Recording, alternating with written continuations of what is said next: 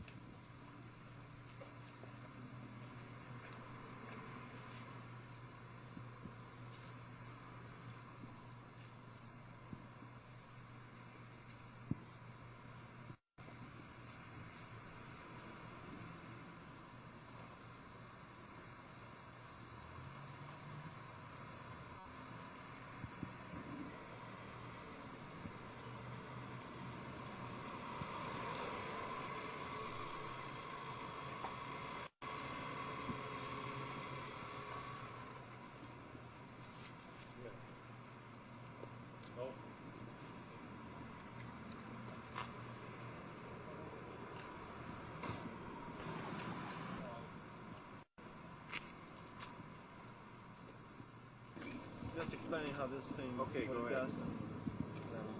Yeah, can you zoom in back in here?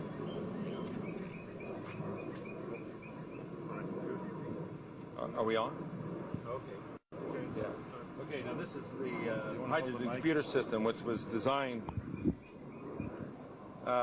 in order to be able to process the fuel, to produce the hydrogen gas from water and do it economically and be able to control its firing, going in the engine to allow the Volkswagen engine to run off of hydrogen. There's a lot engineering design that went into this, even though that this is our systems engineering approach. The hydrogen computer system you see here will be miniaturized down to several IC chips, which will allow us to give the economics to apply to a conventional car. Over here, there's very unique design features that had to be developed in order to develop the water fuel cell as a retrofit energy systems to conventional cars. We had to go ahead and develop the laser, what we call the laser distributor, as you see right here, which is put between the conventional rotor cap and that of the rotor assembly. And primarily what this does, this sets up the electronic signals that goes back and triggers the computer system in order to allow the car to run successfully on hydrogen. In order to run this engine off of water, we've also had to learn the ability to adjust the burn rate of hydrogen to co-equal the fossil fuels. We did this by simply now pulling off a portion of the exhaust gas that's coming from the engine, as you see through this tube here, that's going through this electronic regulator that's hooked up to the hydrogen computer. And basically what's happening is that as the ambient air is going into the engine and going through the burning process, it produces the non-combustible gases that retards the speed by which the oxygen atom unites to hydrogen and bring on gas ignition. So by simply using the non-combustible gases coming from the exhaust of the engine, we now modulate and control the speed by which that oxygen unites with the hydrogen, and therefore we are adjusting the burn rate of hydrogen to co-equal that of gasoline or fossil fuels or even diesel fuel. And that gave us the #1 retrofit capabilities of retrofitting the water fuel cell technology to an existing engine. And we do this electronically. The unit that you see right here, we call this a gas processor.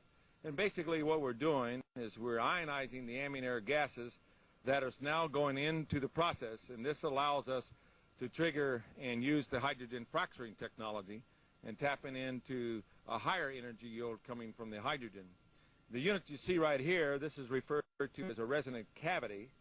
Water is now fed into the resonant cavity through this water tank, and as such, we now expose the water to a very high intense pulse voltage field and restrict the amps, and therefore the electrical polarization process now allows us to release the hydrogen economically from water.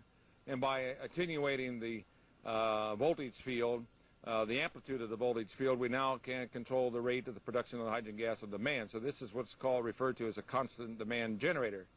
We also now extend or allow the voltage amplitude to increase even to a higher level and allow the water atoms to go into an ionization state, which gives us the ability even to produce a higher energy yield by producing more hydrogen gas on demand.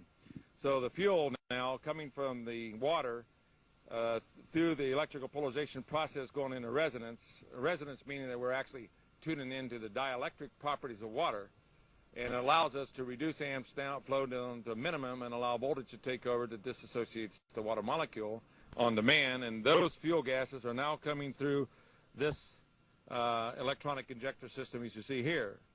So basically we're now feeding the ionized air from the gas processor.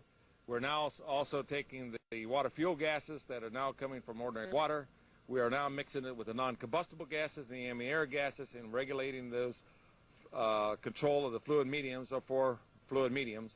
And as a result, now we can tune in and allow this engine to run off of natural water. This system's approach, this particular unit here is referred to as the VIC, or the voltage intensified circuit technology. This is being miniaturized down to a very small, lightweight system. This is demonstrated in our systems engineering approach on the technology that we can apply it to other applications, not only in the transportation area but also in industrial applications. So it was paramount that we would demonstrate and have the technology solved for design engineering, retrofitting to existing energy consuming devices, whether it's being run in an internal combustion engine or a diesel engine or hook it to an industrial process. So all of these design interfacing technology is now being solved. We are in the latter stages of what we call the pre-engineering system, which will now allow us to miniaturize the technology once we're completed on the design applications and take it into mass production. I'll give you a classical example of this. We've also developed from this technology which we call the water fuel cell injector. And basically this injector now is a miniaturized water fuel cell or miniaturized resonant cavity. And this technology now allows us to simply replace, we can bypass this part of the systems approach and now simply replace the spark plug with the water fuel cell injector. And as a result now we can run the water up to the injector, which is now being processed and being exposed to a very high pulse voltage frequency. And as a result, as the water fuel is going into the system, then the explosion takes place inside the cylinder. Therefore, it makes this an extremely fail-safe, operable system. The cord that you see here is strictly hooks up to a very high intensity voltage pulse, and we restrict the amps to cause the electrical polarization process, which in turn the voltage amplitude now takes it and goes in the ionization state to perform the hydrogen fracturing technology. And then in turn the high pulse voltage frequency now allows the ignition of the gases. So therefore we do this electronically. And so this technology has taken us down to the water fuel cell water fuel injector as you see here today, which gives us a very economical way of simply converting and running a conventional car on natural water. So basically what we do is we feed ordinary natural water in here, non-processed natural water. We now feed the ambient air gases being ionized. It's being mixed with the water. And then we mix the non-combustible gases going in the system that regulates the control and so allows us now to release the thermal explosive energy from hydrogen and do it on a controlled means.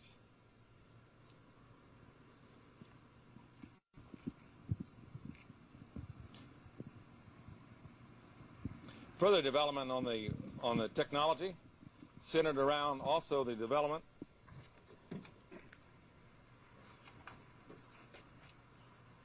of what we call the laser accelerator control. And this had to be developed in order to translate from a mechanical displacement to an electronic displacement in order to allow the hydrogen computer system to produce the gas on demand based on acceleration control. So what you're really seeing with the water fuel cell as it is today is that we have a full system engineering approach allowing us now to use water as a main fuel source to be able to run a conventional engine and run it on water and do it and equal or supersede the performance of a car running on gasoline and diesel fuel.